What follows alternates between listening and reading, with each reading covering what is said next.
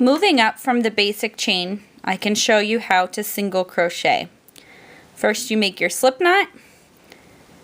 You chain however many that your pattern calls for. I'm going to do 10.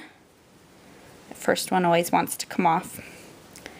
So that's 1, 2, 3, 4, 5, 6, 7, 8, 9, 10. Okay? So now, to do a single crochet, you skip that first chain, the first one here, if this will focus. You skip that one and you go into the second one and you insert your hook below. You'll see 3 lines. You'll insert it below the first 2. You'll grab the yarn, pull it through, so now you have 2 loops on your hook. Now you'll wrap the yarn around your hook so it looks almost like 3 loops now, and you'll pull it through those first 2. That's a single crochet. So to do this across, we'll end up with 9 stitches because we chained 10 and you skipped the first one. So you insert it underneath the first 2. You see, they call it the butt usually. So you hook it, pull it through. You have 2 on there. You wrap it. You pull through. There you go. Hook it in. Grab the yarn, pull it through. You have 2 on your hook. Wrap and go through.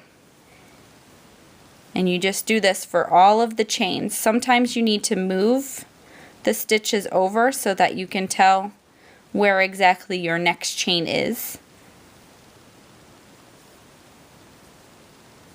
And pull through. So when you do this to all of them, I'll go a little bit more quickly now so you can see what the finished single crochet row should look like.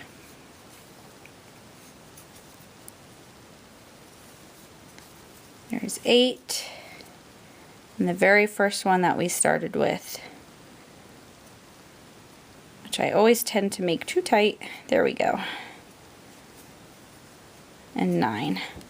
So your first row would look like this, in the back of it, like that. That's a single crochet.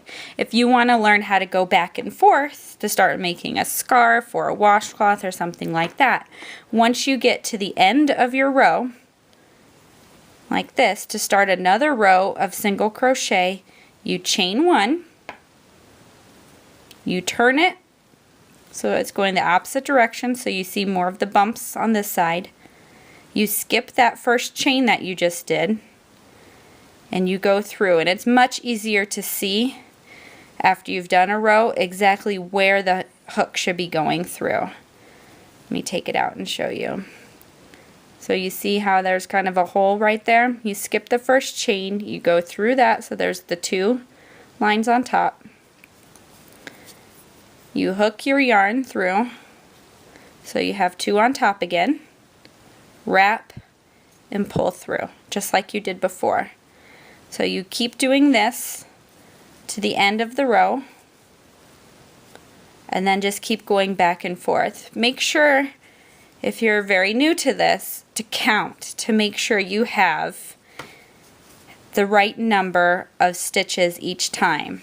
When I first started to crochet, I usually ended up with extra stitches everywhere. I'd start with 9 or 10, and I'd end up with 24. I don't know how it would happen, but so now I like to count. Even now when I'm doing big blankets, I'll stop and count every once in a while to make sure that I have the right amount of stitches. And there you go. So this is what it looks like to have 2 rows of single crochet, and I have 9 stitches each because I started with my, oops, there we go. I started with a chain 10, you skip the first one. Easy enough? Next I'll show you double crochet.